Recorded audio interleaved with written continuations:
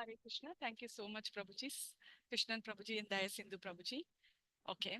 So we're continuing with the Srimad Bhagavatam by A.C. Bhaktivedanta Swami Prabhupada, founder Acharya of the International Society for Krishna Consciousness.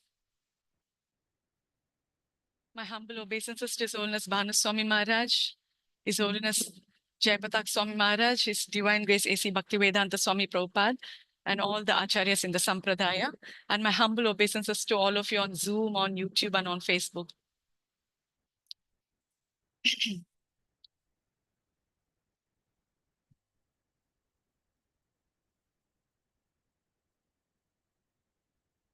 Okay. So Srimad Bhagavatam, Canto 1, Chapter 1, Text 2. Dharma projita kaitavo atra paramo nirmatsaranam satam vedyam vastavam atra vastu shivadam tapa trayonmulanam Srimad Bhagavate Mahamuni Krite Kimva Parer Ishvara Sadhyo Shridi Avarudhyate Atra Kritibhi Sushrushrubhis Takshanat. Synonyms: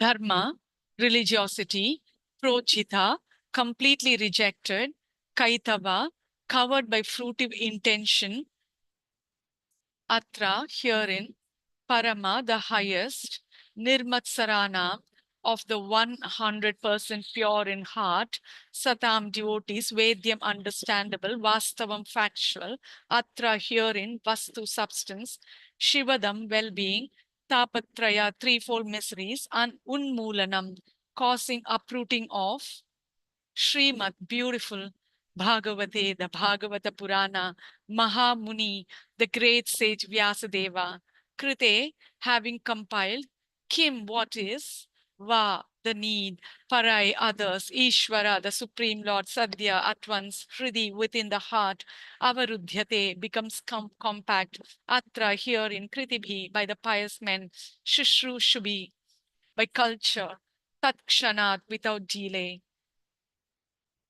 Translation: completely rejecting all religious activities which are materially motivated, this Bhagavata Purana propounds the highest truth, which is understandable by those devotees who are fully pure in heart. The highest truth is reality distinguished from illusion for the welfare of all. Such truth uproots the threefold miseries. This beautiful Bhagavatam, compiled by the great sage Vyasadeva in his maturity, is sufficient in itself for God realization. What is the need of any other scripture? As soon as one attentively and submissively hears the message of Bhagavatam, by this culture of knowledge, the Supreme Lord is established within his heart. So, what, what he says is, just completely reject all religious activities which are material and just follow the highest truth which is propagated in this Bhagavata Purana. Okay. So, and this is understandable only by the devotees who are pure in heart. Okay. The highest truth is reality distinguished from illusion. Okay. So, this material world, like people, we are illusion. So, the actual real truth is the Supreme Lord. Okay, so for the welfare of all humanity, the Lord has given us this Srimad Bhagavatam. Such truth uproots the threefold miseries. So, as I told again and again, the threefold miseries, okay? Adhyatmika, Adibhautika, and Adidhaivika. Okay, the miseries caused by other living beings, miseries caused by the mind and the body. Okay, so there are different pains in the body, either mentally or physically. And Adibhautika, the miseries caused by the demigods or the higher authorities in the form of too much of rain or no rain at all, like that. Okay. So all these miseries, threefold miseries, will be uprooted by worshipping the Supreme Lord, Sri Krishna. This beautiful Bhagavatam, which is like, which is what is represented in the Srimad Bhagavatam. This beautiful Bhagavatam, it is compiled by the great sage Vyasadeva when he, in his mature stage, okay, after he compiled all the Vedic literatures, all the scriptures, like, compiling the Vedas, dividing the Vedas into four and compiling it, and then Upanishads, writing the Upanishads. Then he wrote the Vedanta Sutra. Then he wrote the Itihasas, Mahabharata, Ramayana. Then he wrote Puranas, the 17 Puranas and the Upapuranas. And still he was not satisfied. And then finally, on the advice of Narada Muni, because he told, please don't confuse the people of Kali Yuga by giving so many scriptures in which you recommend worship of different devatas. Okay. And also their lifespan is very less, and there are different methods also advocated in the various scriptures. So you better stick to one method, that is bhakti, and bhakti to Krishna, okay, and the pastimes of Krishna exclusively. You give that way you'll be satisfied. So on the advice of Narada Muni, Vyasadeva, his disciple, he writes Srimad Bhagavatam. He compiles the Srimad Bhagavatam. Okay. So then he becomes really blissful. So this is sufficient for in itself for God realization, because Vyasadeva wrote this at this mature stage. Okay. After complete realization. So what is the need of any other scripture? When you have Srimad Bhagavatam, why do you need any other scripture? And whenever someone attentively and submissively hears the message of Bhagavatam, by this culture of knowledge, the Supreme Lord is established within our heart. Okay. Purpose. Religion includes four primary subjects, namely pious activities, economic development, satisfaction of the senses, and finally liberation from material bondage. Irreligious life is a barbarous condition. Indeed, human life begins when religion begins. Eating, sleeping, fearing, and mating are the four principles of human life. These are common both to animals and to human beings. But religion is the extra function of the human being. Without religion, human life is no better than animal life. Therefore, in human societies, there is some form of religion which aims at self-realization and which makes reference to man's eternal relationship with God. Okay, so what are the four purusharthas of religion? If you follow this religion, dharma, it gives us four purusharthas.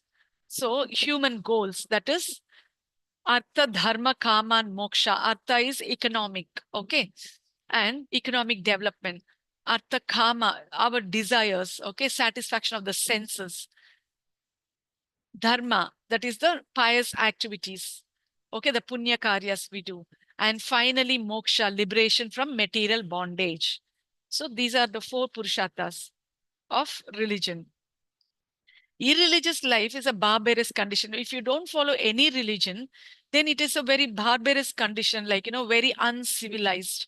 Indeed, human life begins with when religion begins. So that is the difference between us and the animals, because eating, sleeping, fearing, and mating are the four principles of animal life. Even we humans also, for us also, it's common with the animals. We also do all these four things. But what is the distinction between the animals and the human beings? It is because we have religion as the extra function of the human being. Okay. So without religion, human being is no better than animal.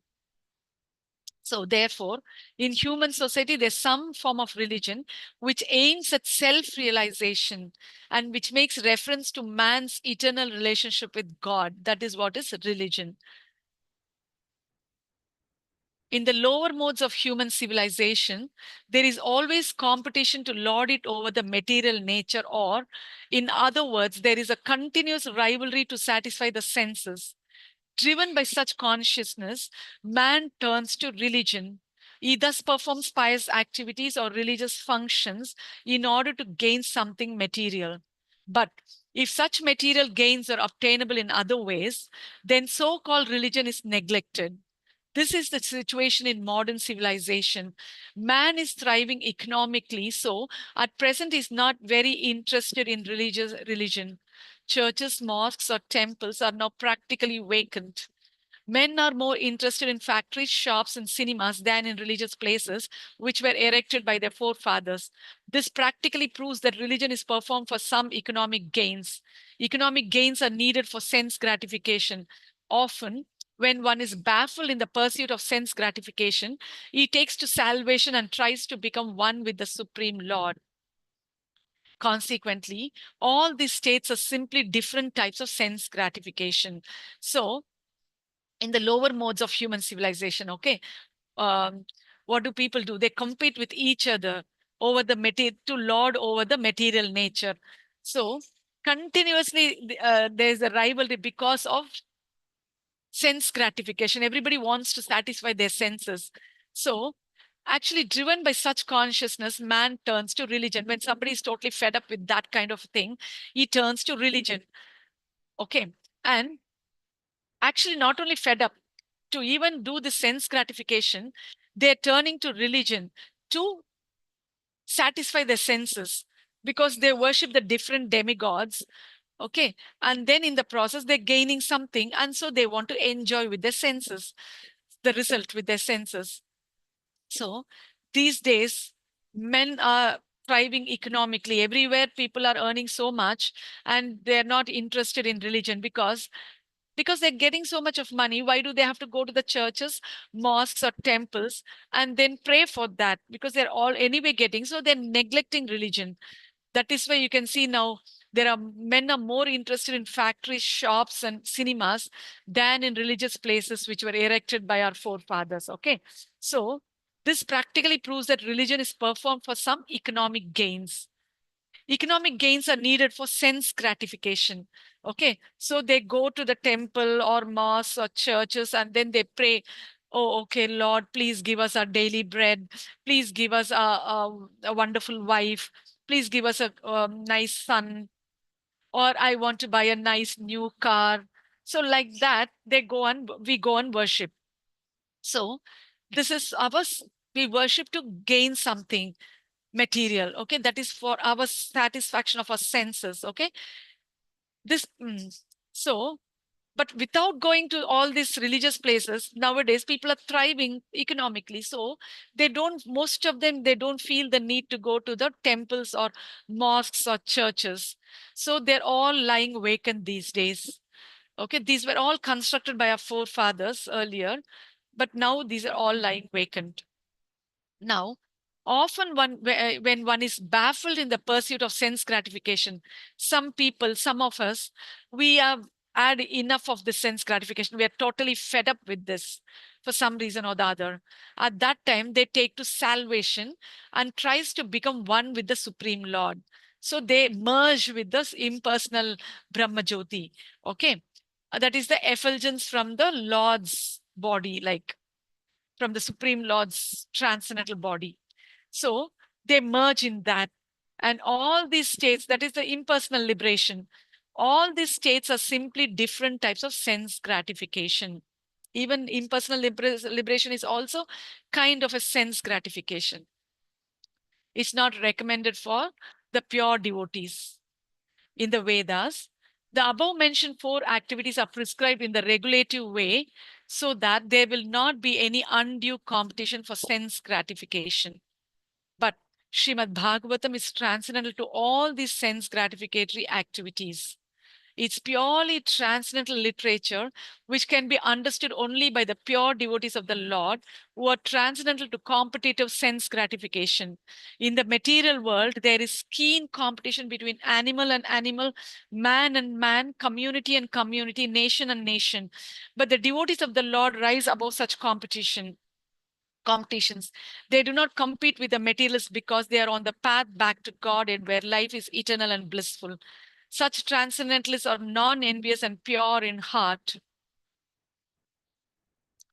In the material world, everyone is envious of everyone else, and therefore there is competition.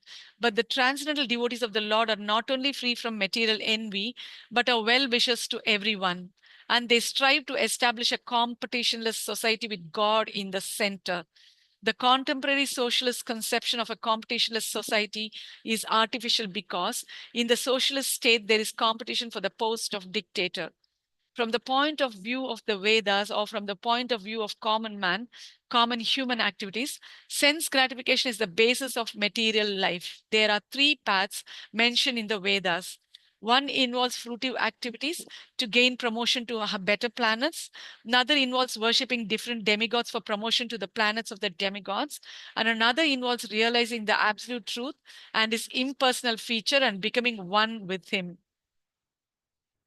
So, in the Vedas, we have a very regulative way, okay, to for the sense gratification, so that there will not be undue competition for sense gratification. But Srimad Bhagavatam, okay, it is transcendental to all these sense gratificatory activities.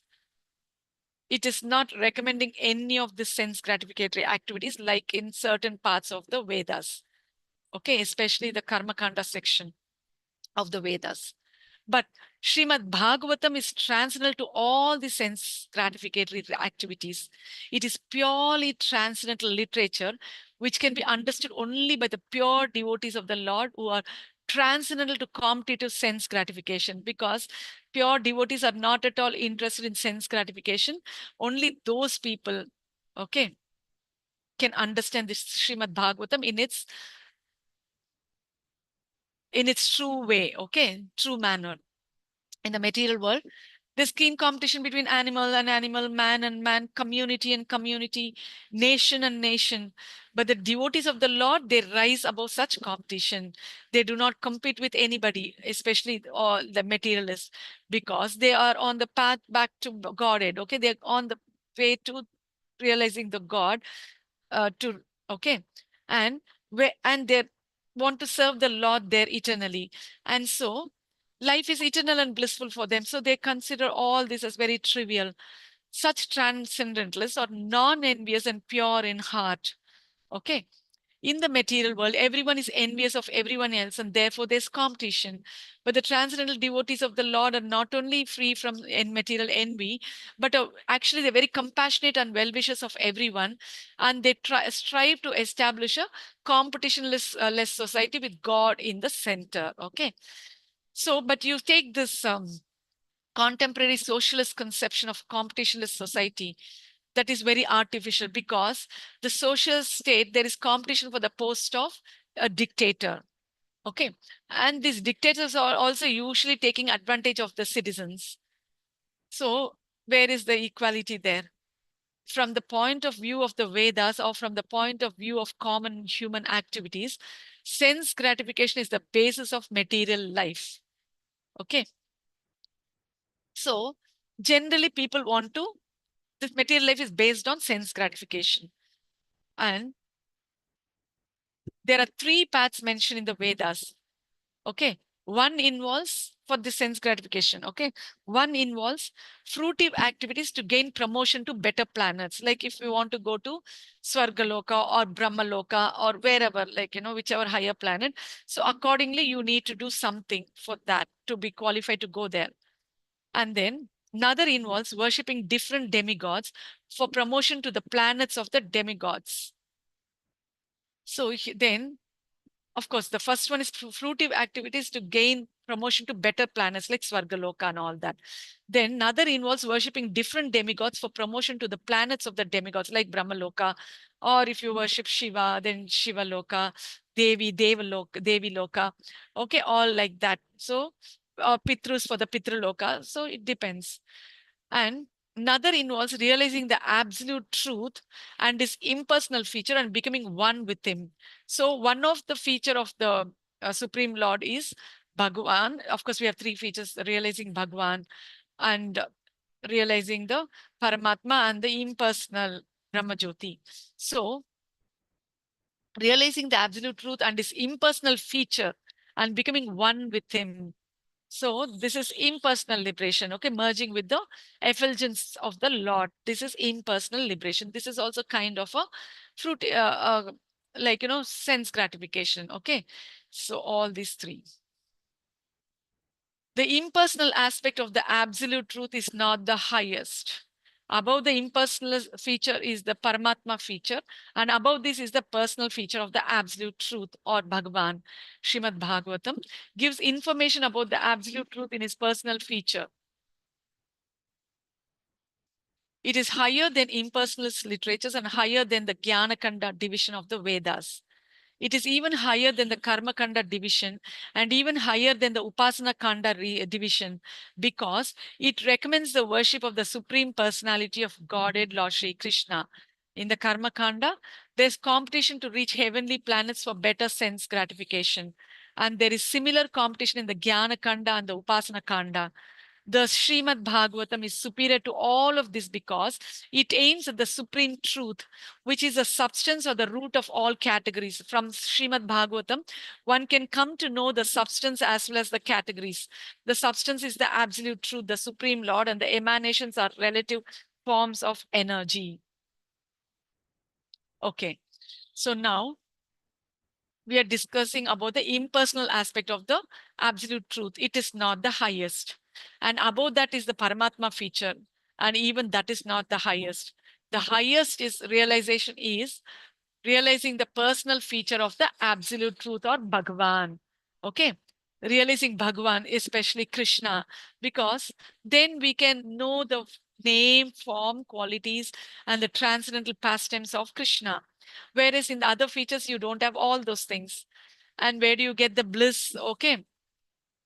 Ananda, Srimad Bhagavatam gives information about the absolute truth in his personal feature. So Srimad Bhagavatam is giving us this information about the Supreme Lord in his personal feature. It is higher than the other two, the impersonal literatures, and higher than the Jnana-kanda division of the Vedas. And it's also higher than the Karma Kanda division and even higher than the Upasana Kanda division. Actually, Vedas are divided into Karma Kanda, Jnana Kanda, and the Upasana Kanda. Okay. So, Srimad Bhagavatam is higher than all these three divisions.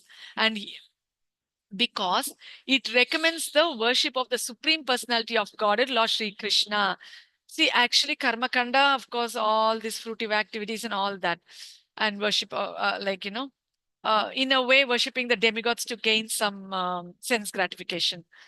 And in the Jnana Kanda, of course, you attain Sattva Guna. Qualification is to be in Sattva Guna, and you do the Nishkama Karma Yoga and then qualify to do Jnana Yoga. Okay, because when you are in Sattva Guna, you know you are the Atma. Okay, then you can proceed to do Jnana Yoga. So Jnana Yoga, like, and so even higher than Jnana Yoga is the, of course, Upasana Kanda is better than these two. In Upasana Kanda also, we have divisions in that. One is like, worshipping the demigods exclusively, and the other is like, worshipping the Brahman. Means Brahman here means the Supreme Lord. So in the Upasana Kanda, so we are rejecting, the Bhagavatam is not taking Upasana Kanda in its entirety, but here it is only focusing on the worship of the Supreme Lord Krishna exclusively. So this is higher than even the Upasana Kanda section of the Vedas. I hope all of you are able to understand. Okay, if you have, I'll give you time for the doubts. You can ask. Even if you have any doubts in between also, if you think you'll forget, you can note down and keep, or you can even ask me in between. Because Srimad Bhagavatam recommends the worship of the Supreme Personality of Godhead, Lord Sri Krishna. In the Karma Kanda, there's competition to reach heavenly planets for better sense gratification. Okay, like Swarga, where you can enjoy with the different kinds of apsaras. Then you can drink the somarasa, you can get intoxicated, then you can get all kinds of different higher sense gratification. That is why people want to go to Swarga, especially in the older days, not now. Not nowadays, people are not very keen on that, I suppose.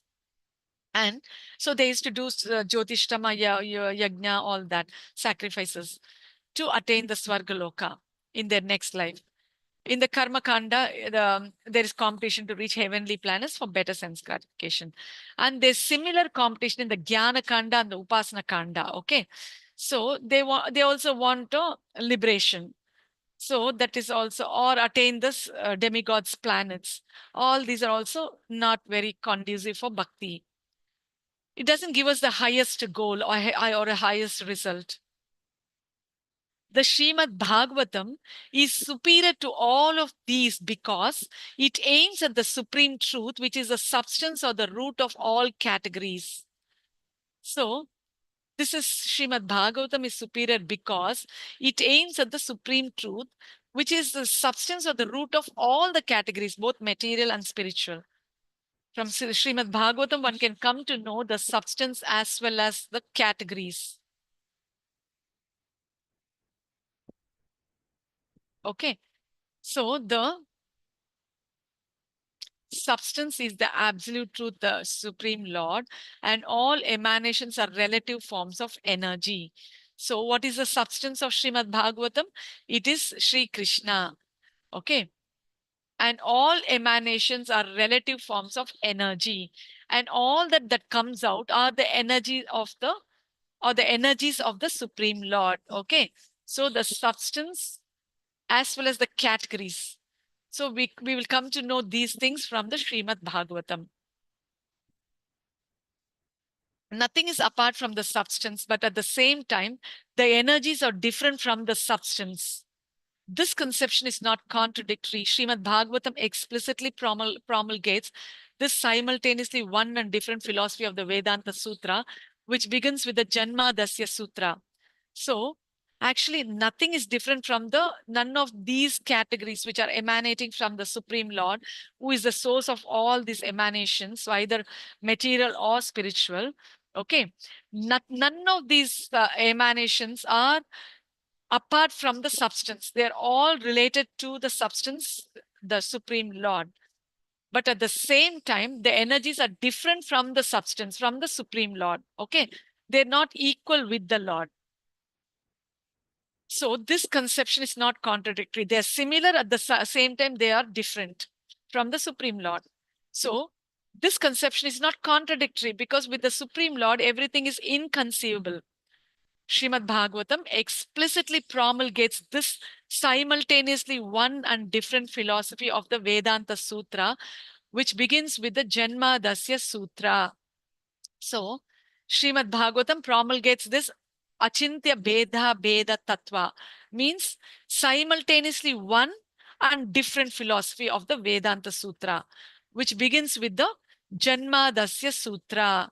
So the Vedanta Sutra, so the Bhagavatam is beginning with the Janma Dasya Sutra of the Vedanta Sutra.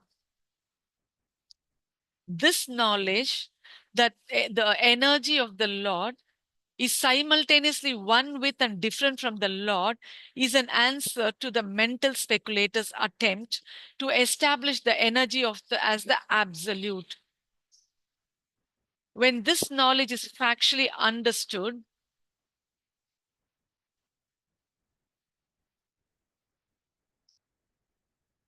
one sees the conceptions of monism and dualism to be imperfect.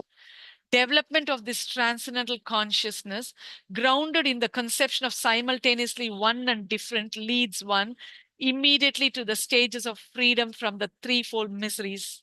The threefold miseries are: one, those miseries which arise from the mind and body; two, those miseries inflicted by other living beings; and three, those miseries arising from natural catastrophes over which one has no control.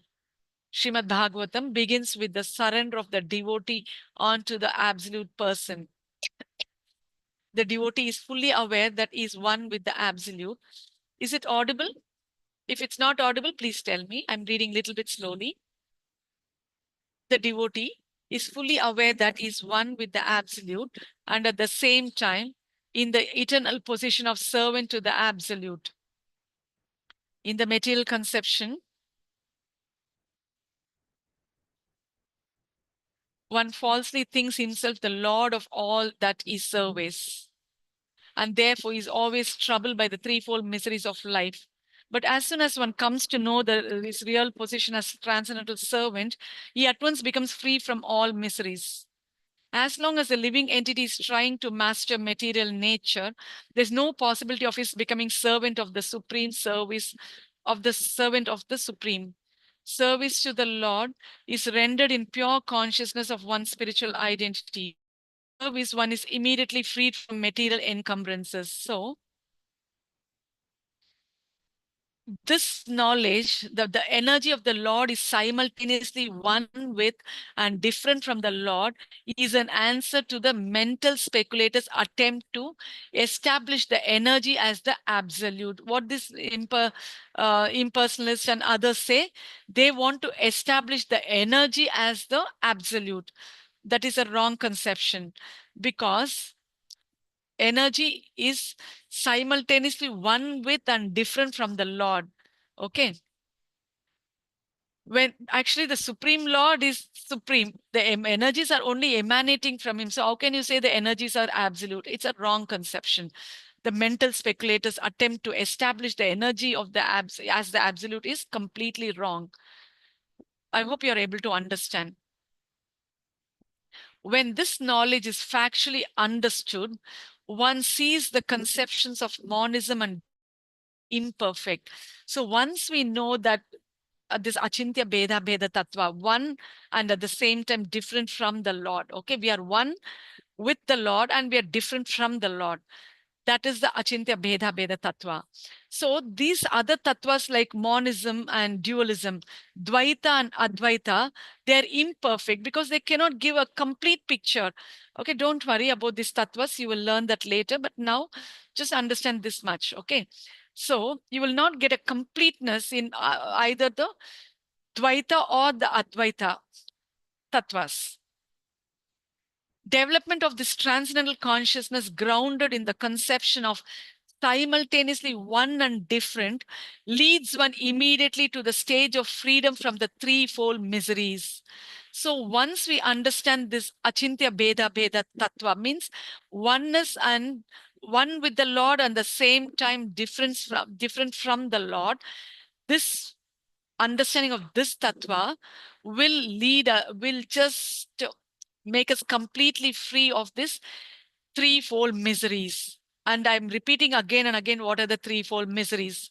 So they are the miseries which arise from the mind and body, miseries inflicted by other living beings, and those miseries arising from natural catastrophes over which we have no control. Okay, like floods or a scarcity of rain or anything like that. Srimad Bhagavatam begins it with the surrender of the devotee onto the absolute person. So we have to surrender to the supreme person. Only then we can understand the Bhagavatam. We become a devotee only if we surrender to the Lord. And only a devotee can understand Srimad Bhagavatam. Okay, that is the qualification. Who's the adhikari for Srimad Bhagavatam? A devotee of the Lord. The devotee is fully aware that he is one with the absolute and at the same time in the eternal position of the absolute. So we are very much aware, fully aware that we are one with the absolute and at the same time in the eternal position of servant to the absolute. So, okay, we have qualities like the Supreme Lord, but we cannot be the Supreme Lord. We are only the servants of the Supreme Lord. This understanding, we need to have the basis. This is the Achintya Beda Tattvas principle. So using that principle, we will understand that we are the same, we are having the same qualities like the Lord, but at the same time, we cannot be quantitatively similar with the Lord. Okay, there's a huge difference. The Lord is Vibhu and we are Anu. We are tiny creatures. He's the greatest Supreme Lord. So we are always the servants of the Supreme Lord. We should have that attitude because we are that. That is a fact. Others will not understand this. So they will be bewildered. They will not understand Srimad Bhagavatam without surrendering to the Lord and understanding the philosophy, the base philosophy at least. In the material conception, one falsely thinks himself the Lord of all his service and therefore is always troubled by the threefold miseries of life, because each and every one of us, always we want to lord it over the material nature. Okay, we want to enjoy, we want to always dominate over others. That is a very false. This is a natural thing for the human beings because of his false ego. Okay, because of that false ego only, we are identifying ourselves with this material, gross, and the subtle bodies. And we are not realizing we are this spirit soul. Okay. And because of this misunderstanding of identifying with this material body, we are bewildered and we are troubled by these threefold miseries of life. But as soon as one comes to know the real position as transcendental servant, he at once becomes free from all miseries. As long as the living entity is trying to master material nature, there's no possibility of his becoming servant of the Supreme. Okay.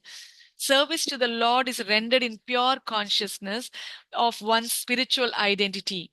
So we identify with the soul and then we want to serve the Supreme Soul, the Lord. At that time, only we know we are the real self, Atmas. By service, one is immediately freed from material encumbrances. So once we start service, doing service to the Lord, then we are immediately out of this material bond.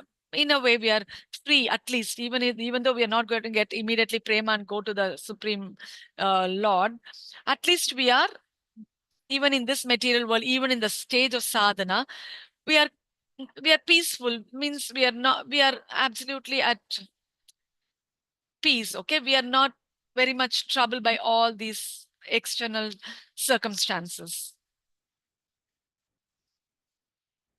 Over and above this, Srimad Bhagavatam is a personal commentation on the Vedanta Sutra by Sri Vyasadeva. It was written in the maturity of his spiritual life through the mercy of Narada. Srila Vyasadeva is the authorized incarnation of Narayana, the personality of Godhead. Therefore, there's no question as to his authority. He is the author of all other Vedic literatures, yet he recommends the study of Srimad Bhagavatam above all others. In other Puranas, there are different methods set forth by which one can worship the demigods. But in the Bhagavatam, only the Supreme Lord is mentioned. The Supreme Lord is the total body, and the demigods are the different parts of that body. Consequently, by worshipping the Supreme Lord, one does not need to worship the demigods. The Supreme Lord becomes fixed in the heart of the devotee immediately. Lord Chaitanya Mahaprabhu has recommended the Srimad Bhagavatam as a spotless Purana and distinguishes it from all other Puranas. Okay. So now, Srimad Bhagavatam is a personal commentation on the Vedanta Sutra by Srila Vyasadeva. See, Vedanta Sutra is there. It is in the sutra form, very condensed manner. Elaboration of that Brahma Sutra, the Vedanta Sutra, is the Srimad Bhagavatam, which Srila Vyasadeva has written in his mature stage after self-realization. And there's no question as to the authority, as to his authority, because he himself has written this in his mature stage. So there's no question of its authority, because he is the author of all other Vedic literatures also. Okay.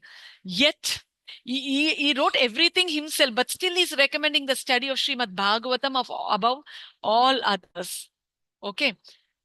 And who's Vyasadeva? He is the authorized incarnation of Narayana, okay, the personality of Godhead. So he is the Supreme Lord himself. And he's written all these Vedic literatures, but still, of all these Vedic literatures, which he himself has compiled and written, he is recommending only Srimad Bhagavatam. Okay. He's recommending the above all others, because in other Puranas there are different methods that set forth where there's worship of the demigods, but in the Bhagavatam, in the Srimad Bhagavatam, only the Supreme Lord Krishna is mentioned. And why we have to only worship the Supreme Lord, the explanation is given further. The Supreme Lord is a total body, okay? And the demigods are the different parts of that body.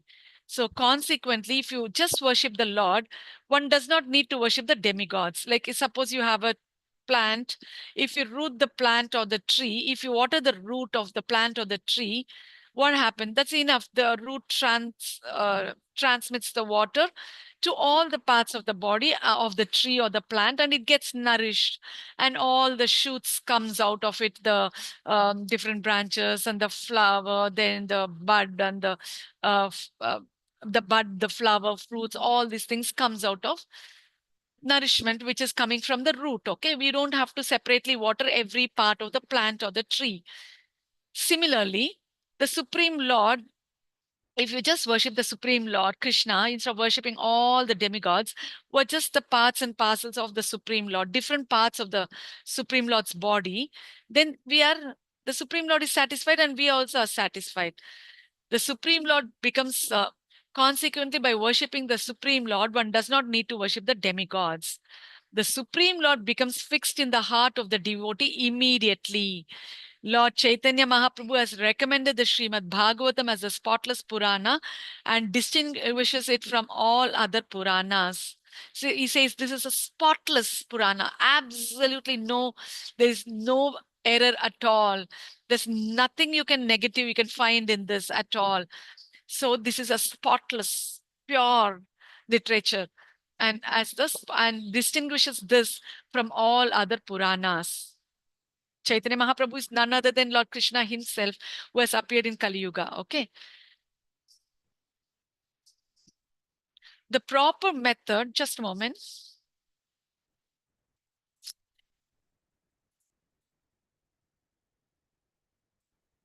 Okay. The proper method for receiving this transcendental message is to hear it submissively.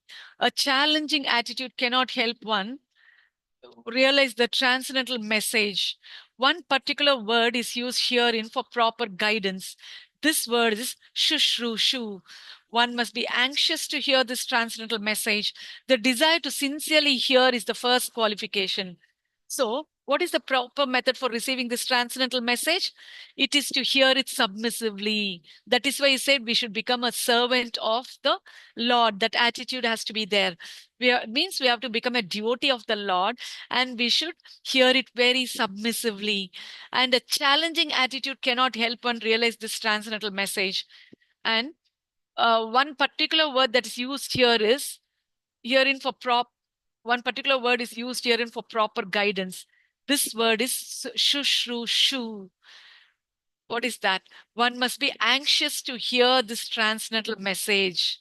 Okay, that anxiety, that greed for the Bhagavatam, for listening, hearing the Bhagavatam, the desire to sincerely hear is the first qualification. Less fortunate persons are not at all interested in hearing the Srimad Bhagavatam. The process is simple, but the application is difficult. Unfortunate people find enough time to hear idle social and political conversations. But when invited to attend a meeting of devotees to hear Srimad Bhagavatam, they suddenly become reluctant.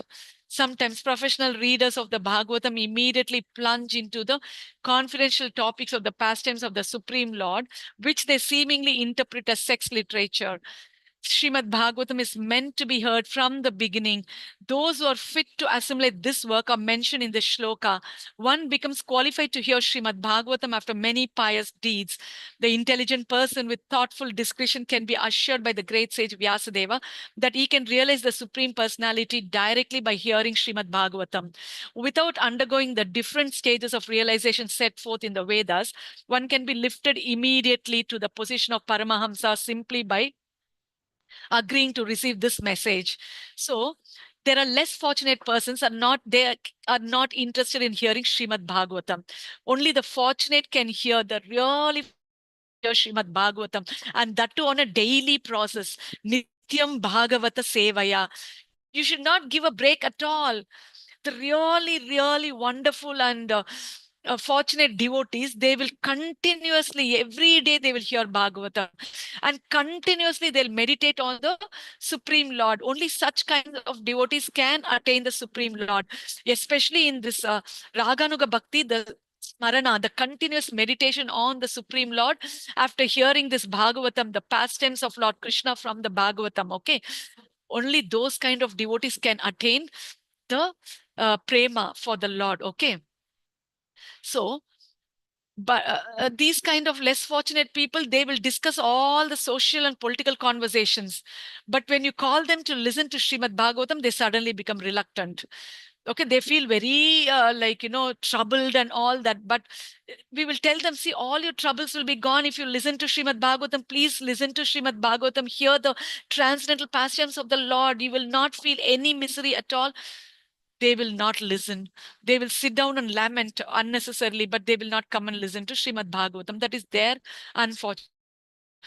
So sometimes professional readers of the Bhagavatam immediately plunge into the confidential topics of the pastimes of the Lord, Supreme Lord, which they seemingly interpret as sex literature. So there are these professional readers, they want people to come so that they get paid for it, many people. So they want to always please the people. That is their idea. So to please the people, what is one of the easiest thing is to give them something related to sex related topics. So what they do, they plunge into, they don't go from the beginning of Bhagavatam. They don't understand the tattva, the philosophy. They directly plunge into the 10th canto of Srimad Bhagavatam, especially the Ras Leela, the chapters on Ras Leela from the 29th to the 33rd chapter of the 10th canto, which deals with the Ras Leela, and they misinterpret as the sex literature. So this gives sense gratification to those listeners, okay? Because these people, the reciters, they're professionals who are paid for it. So they only want the money. They're not interested in their listeners, the audience. They're not interested in them. Actually, Srimad Bhagavatam is for the welfare of humanity, to protect them from all this material sense gratification, and then to make them really get attached to the Supreme Lord. This is the actual uh, thing that the person who's reciting the Bhagavatam should have in his mind. That is the welfare of the audience and of the welfare of all the of all humanity, not only humanity. The person who's reciting should be a pure devotee of the Lord, who should be concerned and compassionate to all the living beings. Okay, only such kind of a person can give pure information which is there in the Srimad Bhagavatam without any contamination. And even the listeners also should be qualified people. Like example, if you take Shukdev Goswami was a qualified speaker, and Parikshit Maharaj and the people in the assembly who were in the assembly of this Parikshit Maharaj, when he was listening to Srimad Bhagavatam, were all great sages who were very much qualified. So both the reciter and the listener of the Bhagavatam, Srimad Bhagavatam, should be qualified. Otherwise, it will lead to total chaos. Okay. So those who are fit to assimilate this work are mentioned in this sloka. So in this shloka, who are the qualified adhikaris are mentioned. Who are they? One becomes qualified to hear Srimad Bhagavatam after many pious deeds. Okay, that is not the punyas, not the material punyas, but agyata sukriti. They have developed, they've got so much of mercy, mercy, mercy from the devotees of the Lord, that after so many lifetimes it has fructified, and they developed faith in the Lord. Okay, in the Srimad Bhagavatam. Even if they don't have faith, it's okay. Some people come and listen, but gradually they develop so much of faith. Okay, and then they become qualified to listen to Srimad Bhagavatam. The intelligent person with thoughtful discretion can be assured Vyasadeva that he can realize the Supreme Personality directly by hearing Srimad Bhagavatam. Now, the intelligent person, whoever is very intelligent, he will be able to think with discretion, right? So that kind of a person, the intelligent person who can use his discretion in a thoughtful way, that person. So Vyasadeva is assuring that kind of a person that if you can definitely realize the Supreme Lord directly by hearing you can realize the Supreme Lord directly by hearing Srimad Bhagavatam. That is, you will attain prema and attain the Supreme Lord in his abode, Goloka Vrindavan. And this, how do you attain this? Just by hearing Srimad Bhagavatam. And Vyasadeva assures this, okay, in this shloka. Without undergoing the different stages of realization set forth in the Vedas, one can be lifted immediately to the position of Paramahamsa simply by agreeing to receive this message. So you all the tough, very, very tough processes of karma kanda or jnana kanda or ashtanga yoga, all these are very, very tough. Like, it is very difficult and it takes a very, very, very, very long period of time and they suffer like anything. So instead of undergoing all these tough processes with so much of austerities and penances and this and that, and even if you do one small mistake, when you fall down again, you have to start from the beginning for those processes. But is simply hearing Bhagavatam, okay, which is one of the major angas of bhakti, which is mentioned in the Bhakti Rasamrita Sindhu, okay, composed by Srila Rupa Goswami, who did it on the recommendation of Sri Chaitanya Mahaprabhu, and who is none other than Sri Krishna. So, how much powerful it is, simple method process. Just hear it attentively and with the love for Krishna, then you can be lifted immediately to the position of Paramamsa simply by agreeing to receive this message. That's all you have to do. Just listen attentively and submissively to Srimad Bhagavatam, which has got the main substance. The substance of the Bhagavatam is Sri Krishna, okay, and is emanations. Okay, so Srimad Bhagavatam is only discussing about Krishna and his associates, and all the leelas of Krishna are there. Okay. So this way, if you hear it and if you meditate on those pastimes, you can easily attain Krishna. That's all is the Raganuga Bhakti, which is recommended by Sri Chaitanya Mahaprabhu. This is the Bhagavata Marg. Okay, Bhagavata Marg is just rehearing Bhagavatam and meditating on that, and you can easily you can properly, with this knowledge, you can chant the Hare Krishna Maha Mantra nicely without any uh, faults. And with this knowledge, chanting properly the Hare Krishna Maha Mantra, which is the Yuga Dharma for this Kali Yuga, you can easily attain the Supreme Lord in his supreme abode. Okay. So without this proper knowledge, you cannot chant properly. Without knowledge, you cannot attain prema for the Supreme Lord. You will not chant in the right way. Okay. Okay. Now, any doubts you can ask. If you have doubts, I'll clarify. Otherwise, I'll go to the next verse. You can unmute yourselves. No doubt, Swami. No doubt. Dayasindu Prabhuji, any doubt? If you have any doubts, note down and keep and ask. No problem. I can always resolve. Dayasindu Prabhuji, you can unmute and ask. Okay. Okay, no problem. Is any doubt, Prabhuji? No. Okay. Okay, then I'll mute you, both of you, because there won't be any background noises. Okay. We will go to the next verse, because I already gave the explanation of Sarata Darshini yesterday. So I'm not going to Sarata Darshini commentary now. Okay. So I'm going into the third verse. Beautiful verse.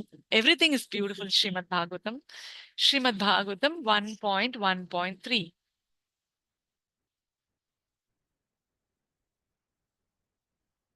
निगमकल्पतरोर्गलितं फलं शुकमुखाद् अमृतद्रवसंयुतं पिबत भागवतं रसमालयं मुहुरहो रसिका भुवि भावुका.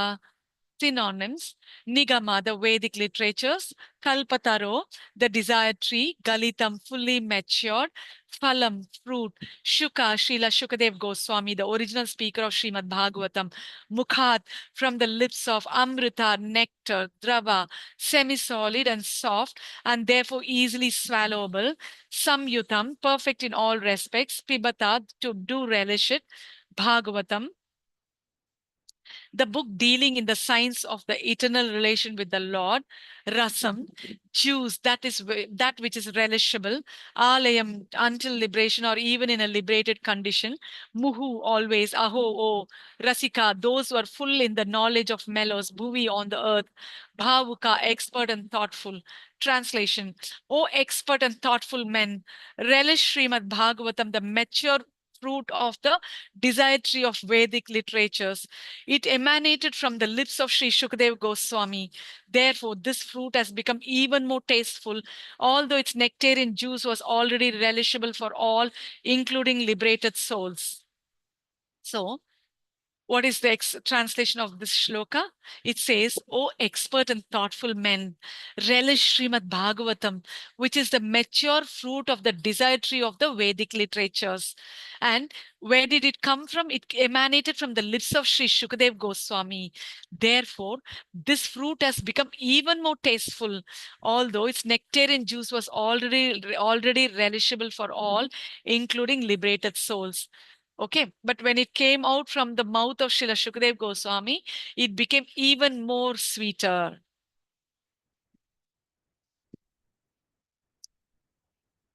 Purport.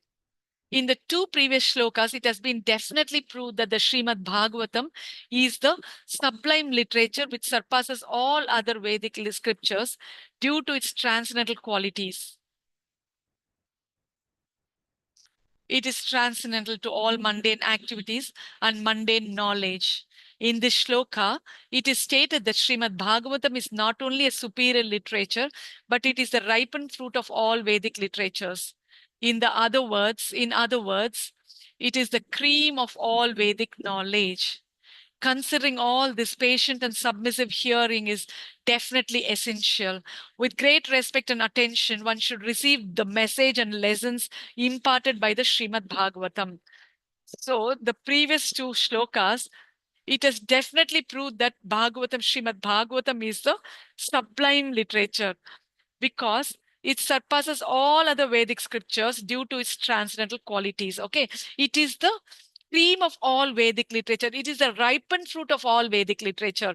And so, considering all this, we should be very patient and we should be very submissive in hearing this essential information from the Srimad Bhagavatam. With great respect and attention, one should receive the message and lessons imparted by the Srimad Bhagavatam. Okay? We should reverence, respect, and full attention should be given to Srimad Bhagavatam and receive that message. The Vedas are compared to the desire tree because they contain all things knowable by man. They deal with mundane necessities as well as spiritual realization. The Vedas contain regulative principles of knowledge covering social, political, religious, economic, military, medicinal, chemical, physical, and metaphysical subject matter, and all that may be necessary to keep the body and soul together. Above and beyond all these are specific directions for spiritual realization. Regulative knowledge involves a gradual raising of the living entity to the spiritual platform. And the highest spiritual realization is knowledge that the personality of Godhead is the reservoir of all spiritual tastes or rasas. So the Vedas are compared to what? To a desire tree, okay? Because it gives us all that is knowable. They contain all things knowable by man, okay? So if you want something, everything is, the information is there in the Vedas. So by following the whatever is needed, according to that, we can get the result, okay?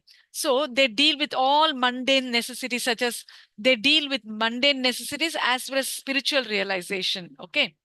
So, as I told you, the Karma Kanda, Jnana Kanda, and the Upasana Kanda. So, all these things, whatever is written here, they're all there in the Vedas.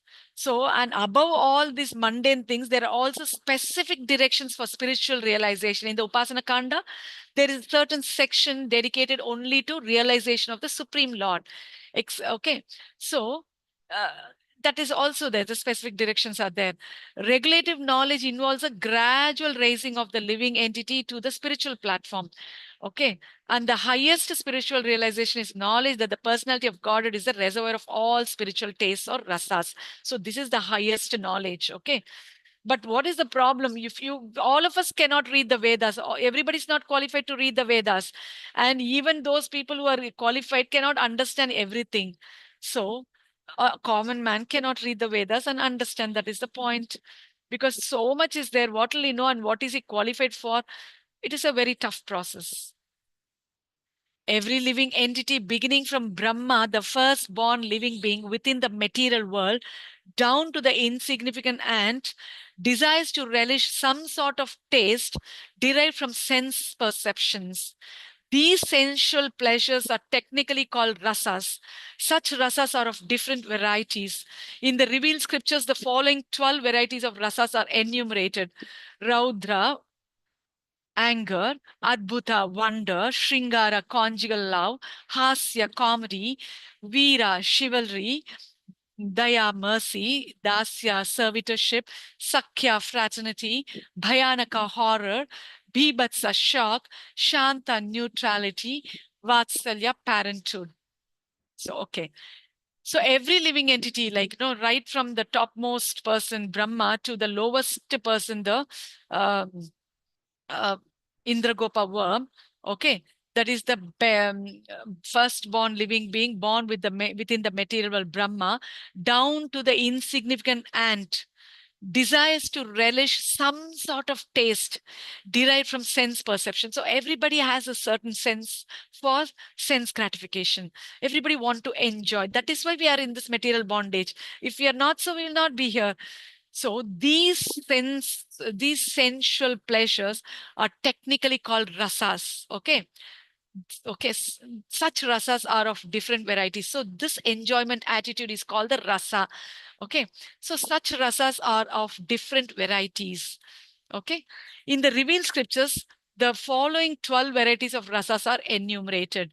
So whatever scriptures we know, in those scriptures, there are 12 kinds of rasas which are mentioned, which I mentioned just now, like, anger, wonder; conjugal love means having love affairs; hasya means comedy; chivalry, mercy; servitorship means we are under somebody, like a servant; fraternity, like friendship; horror, shock; neutrality means not very much in any kind of a thing, all like neutral; and parenthood, okay, being parents, like, so all these rasas are usually even in the material rasas also. We have this. If you take any dramas or any movies, we can see all these rasas, like, at least most of the rasas in any of this theatrical performances also. The sum total of all these rasas is called affection or love. Just a moment, please.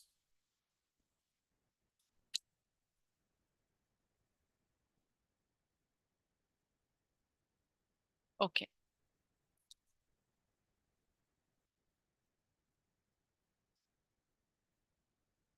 The sum total of all these rasas is called affection or love. Primarily, such signs of love are manifested in adoration, service, friendship, parental affection, and conjugal love. And when these five are absent, love is present indirectly in anger, wonder, comedy, chivalry, fear, shock, and so on. For example, when a man in love with a woman, the rasa is called conjugal love. But when such love affairs are disturbed, there may be wonder, anger, shock, or even horror. Sometimes love affairs between two persons culminate in ghastly murder scenes. Such rasas are displayed between man and between animal and animal. There is no possibility of an exchange or rasa between a man and an animal, or between a man and any other species of living beings within the material world. The rasas are exchanged between members of the same species. But as far as the spirit souls are concerned, they are one qualitatively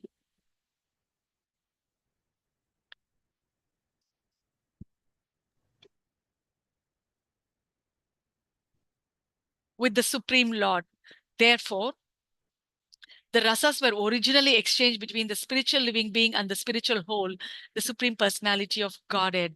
The spiritual exchange or rasa is fully exhibited in spiritual existence between living beings and the Supreme Lord.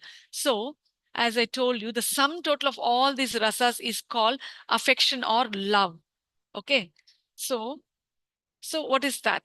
We have love. Kalpana Mataji, welcome. Thank you so Hare much. Krishna Mataji. I forgot today actually. I No saw a message problem. in the morning. We are feeling so happy, all of us, with your Thank presence. you. Thank you so much, Mataji. So nicely you're managing your time with so much responsibilities. You are dedicating your time. You're wonderful. You are motivating us. Thank you so much. Thank you to hear from you. Thank you so much. Okay. No, I really mean this. I'm not telling you, like, I know. I'm always thinking how you're managing. Even I don't know whether I'll be able to do that when I'm in a state like that. Anyway, let me get motivated by all of you, like, Okay. So, uh, so this sum total of these rasas, okay, is called affection or love. So primarily such signs of love are manifested like, we have a love towards we okay, a general love, like, adoration, that is there. Then service, we are being like, servants to somebody, we want to serve somebody. Okay, that kind of a love. And friendship, that is one kind of a love. And parental affection is one kind of love. And conjugal love, love affairs between a man and a man, man and a woman, I'm sorry, it is like, conjugal love. And when these five are absent, these are the main rasas. Okay, with this as the base, then you can have some other secondary rasas. But in the material world, even without this base rasas, you can have the secondary seven rasas. That is I already told you which are the secondary rasas. Okay, again, I'll repeat later on.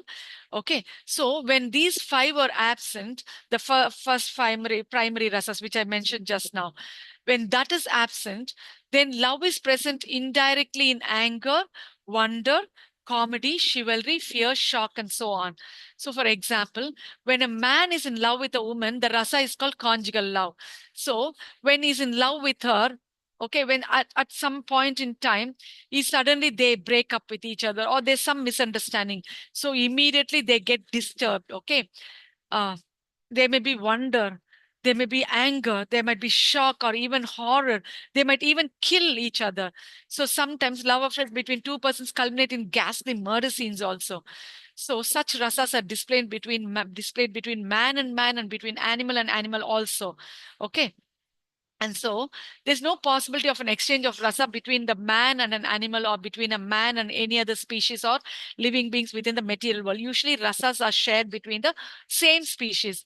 An animal can fall in love only with an animal. Okay, it cannot get attracted to a human species. So even we can't show all our rasas. The way we pet our child is we will not show the same affection to a puppy, like, it can, okay, we can do something, but not the affection that we show to our kids is only that, like, we cannot talk very beautifully, like, one nice love poem to a dog or a cat or a camel or anything for that matter. We can recite a poetry only to our lover, like, I mean a love poem, only ghazal or whatever, only to our lovers, like, so it only of the same species to the human species, not to a of course those things are there, but those are exceptions where people go and recite to other species. Okay, or we cannot fall in love with the demigods. It's not possible. Okay, we can only fall in love and express our love to the same species.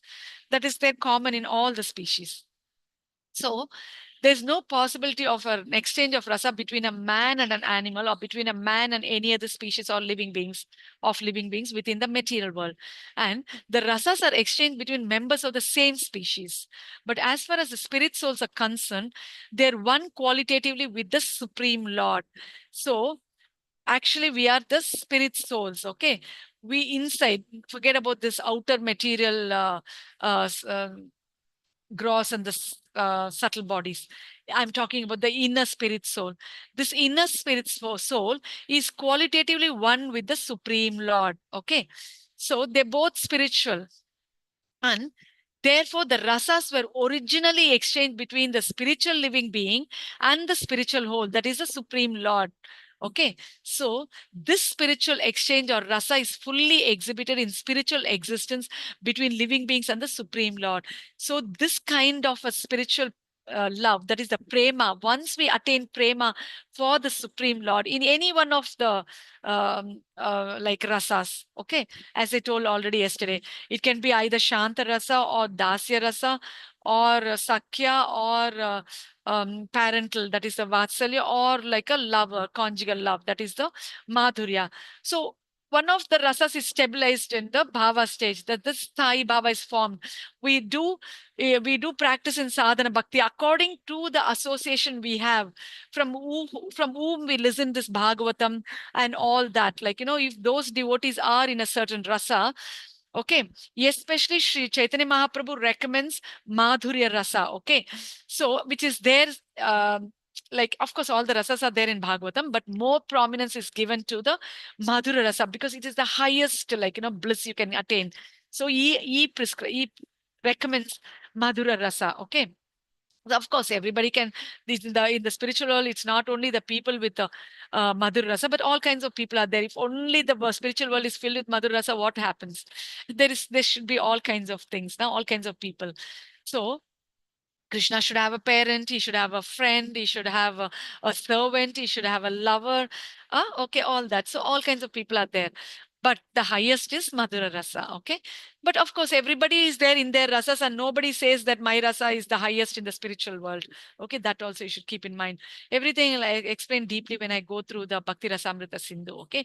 So, but the highest is Madhura Rasa, okay? So, this spiritual exchange or rasa is fully exhibited in the spiritual existence between living beings and the Supreme Lord. So we have to develop that accordingly. We have to uh, progress in our sadhana bhakta. So whatever you do in sadhana bhakta, that bhakti, that gets fixed in the bhava stage, the sai bhava. So if you are in dasya rasa, you will continue to get prema in dasya rasa. If you are in madhura rasa, you will continue to be in madhura rasa. In the prema, you will attain prema in madhura rasa. And then with that, like, in any one of these rasas, you should be fixed of the primary rasas out of these five. Then with that, you have the seven secondary rasas, okay? You, of course, if you're in conjugal love with Krishna, then if you're angry with Krishna, that anger rasa comes, the secondary rasa. But the base is the Madhura rasa. Without this, the base Madhura rasa, the Sthai Bhava, then it is all material. If you're having only the seven secondary rasas, it has got nothing to do with the Lord. It is all material. I hope you are able to understand. If you don't understand, don't worry. You will eventually understand because you people are already having a very high commentaries, which your people are getting lot of information you're getting at the beginning stage itself. So nothing to worry. Okay. So now I'll go to Sarada Dashni for the commentary um, of this verse.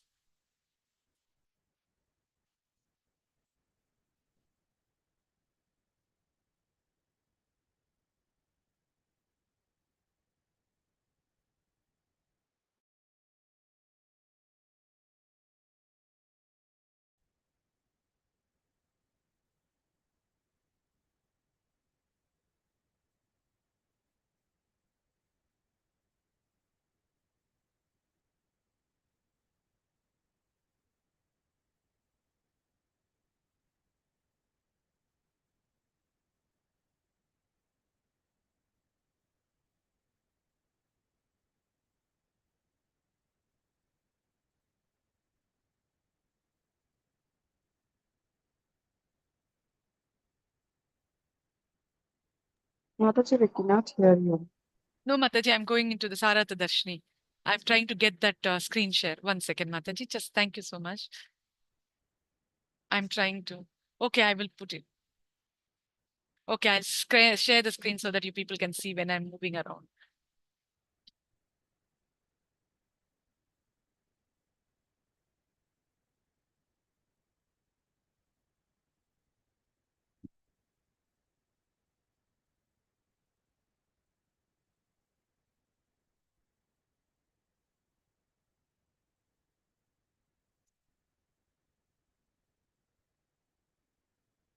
Yeah, you can see the screen.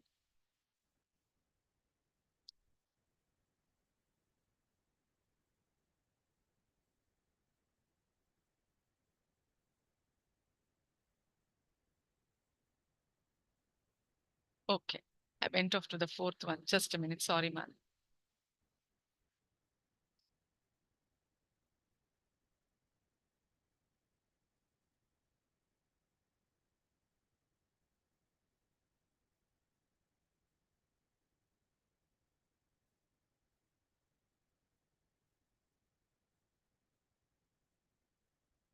Okay. So this one, the third verse of Srimad Bhagavatam, Canto 1, Chapter 1, verse 3. Nigama kalpataror galitam phalam shuka mukhad amrita drava samyutam pibata bhagavatam rasamalayam muhur aho rasika bhuvi bhavuka. O knowers of rasa, O fortunate souls, constantly drink from the mouth of Shukadeva. This is a commentary of Srila Vishwanath Chakravarti Thakura. He is a rasacharya. So I would also give some more elaboration of this of every verse from this commentary as well. Okay, it is very nice for you people. You get more understanding. Okay, so, oh knowers of rasa, oh fortunate souls. See, actually, many acharyas, okay, they have given a commentary of the Srimad Bhagavatam, which has been compiled by Srila Vyasadeva, so that we get more deeper understanding. That is why I'm going into the commentaries, okay, specifically Sarata Darshini, because some acharyas, they have written commentary on the entire Bhagavatam, like Vishnu Chakravarti Thakura, Sridhar Swami, and all these acharyas. And some acharyas have only commented on the 10th canto of Srimad Bhagavatam. Okay, but some of this Vishnu Chakravarti Thakura's, of course, there is Jiva Goswami has done Krama Sandarbha. Okay, all that. That also we'll do it as a standalone. Sometimes I'll incorporate those points also for more understanding. But now, at least let there be one commentary, like, so you people will get more knowledge. That's why, that's my desire. Okay. So I'm going into the Sarartha Darshini. The name of the commentary of Srimad Bhagavatam by Srila Vishwanath Chakravarti is called Sarartha Darshini. Okay.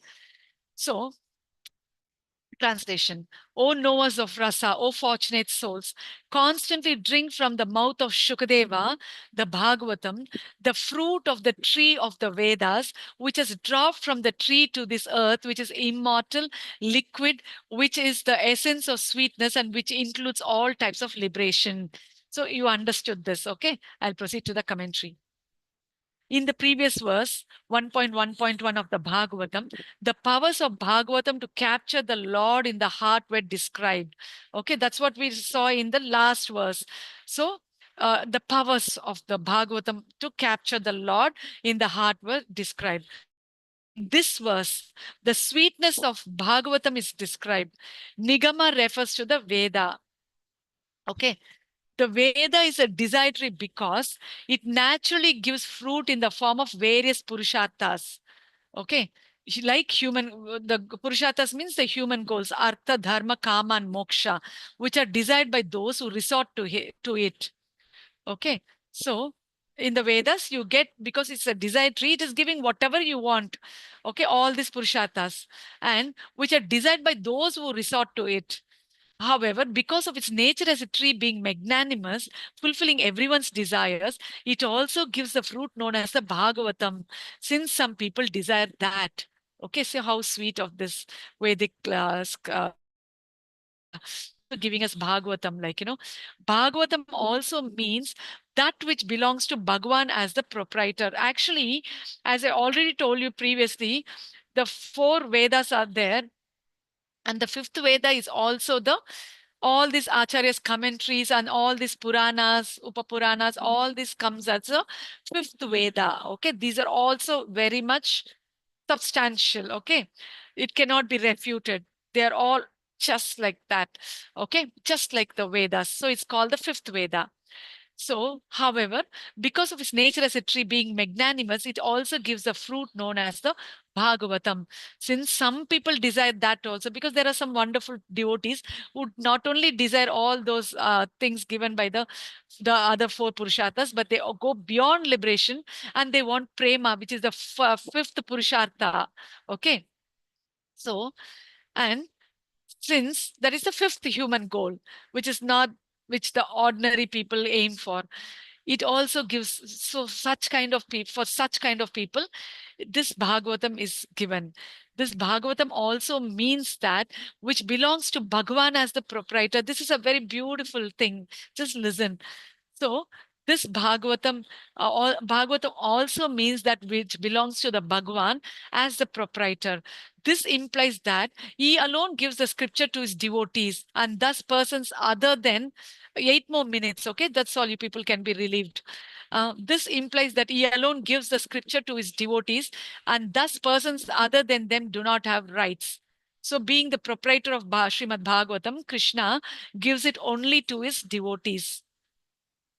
And thus, persons other than them do not have rights to it. Okay.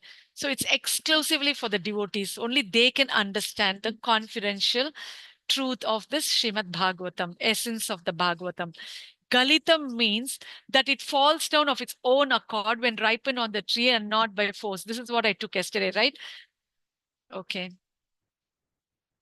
Can I repeat it once again? Because it's wonderful. So Galitam means that it falls down of its own accord when ripened on the tree, not by force. Thus, it is completely full of sweetness. Even after falling from a high position in the tree, it does not break. Nor, I'll just read, you understand, nor does it lose its sweetness.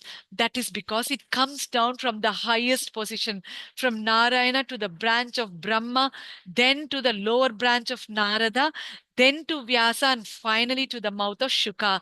Thus, without being damaged, it is endowed with liquid sweetness like honey. This parrot Shuka has even made an opening in the fruit with his beak for bringing out the sweetness. Moreover, having been tasted by him, that fruit has become even sweeter.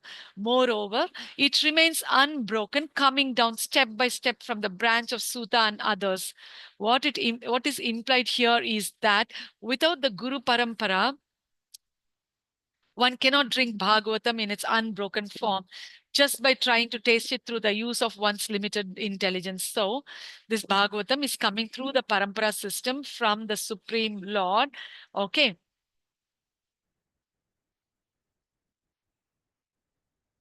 Narayana to the branch of Brahma, to the lower branch of Narada, then to Vyasa, and finally to the mouth of Shuka. That is, Shuka is also meaning a parrot. So this Shuka is pecking on the fruit, and then it is endowed with, thus without being damaged, it's endowed with liquid sweetness like honey. The parrot Shuka has even made an opening in the fruit with its beak for bringing out the sweetness. Moreover, having been tasted by him, this fruit has become even more sweeter. Okay, and it remains unbroken and coming down step by step from the branch of Sutta, because Shukadeva gave this knowledge to even Sutta, who was in the assembly of Parikshit when Shukadeva Goswami narrated Srimad Bhagavatam. So this sutta is also giving this knowledge to others in the parampara system. And what is implied here is that without this Guru Parampara, one cannot drink Bhagavatam in its unbroken form. Okay, just by trying to taste it through the use of one's limited intelligence. You cannot get this knowledge just by reading it yourself. So how should this fruit be consumed? It should be drunk. One should drink it. Okay, and one should drink it, for this fruit is the essence of taste. It has no skin, it has no seeds, and it has no objectional parts. And laya means liberation or attaining the conditions of, okay, all these things, everything, liberation, it's all beyond, like, all this liberation and all this. So the word alaya means the fruit extends beyond these 4 types of liberation, because Bhagavatam is famous for glorifying the Lord's pastimes. Or laya can refer to the 8th sattvika bhava called pralaya, fainting. So one should drink this Bhagavatam until one faints, and again one should get up after fainting, again drink and faint and drink and faint, and continuously non-stop one should listen to this Srimad Bhagavatam. And by drinking it, one develops more relish for this. Okay. And only the rasikas, who are the devotees of the Lord, they develop rati, okay, which becomes the sthai bhava. In that position, they can taste the rasa of Bhagavatam. Jnana yogis and karma yogis cannot claim this position. O auspicious persons, you are most auspicious, and all others are inauspicious. So there is another reading of bhavuka. This would mean persons who perform actions for tasting the beautiful. Okay, that is, who want to taste the topics related to the Supreme Lord. Okay. And Bhattanayaka says that a permanent emotion is established by actions relating to tasting the beautiful. So taking this meaning, Bhavuka indicates persons who appreciate the Lord, who is rasa personified. He is Akhila Rasamrita Murti. All rasas are there in the Supreme Lord. Okay. Starting with Brahmavid Apnoti Param, this describes that from the Taittiriya Upanishad, describes the creation. Okay, no problem. So that is why we should hear this Bhagavatam, because it's so sweet. So the sweetness of the Supreme Lord is described in this verse, okay, that is the Srimad Bhagavatam's first canto, first chapter, third verse, gives the sweetness of describes the sweetness of the Lord. Thank you so much. Any doubts you can ask, otherwise I will stop here. Thank you, Mataji. Hare Thank Krishna. you. Hare Krishna, Thank you, ma'am. Mataji. Hare Krishna, all of you. Okay, so now I will stop here. Thank you so much for your motivation and support, Prabhujis and Matajis.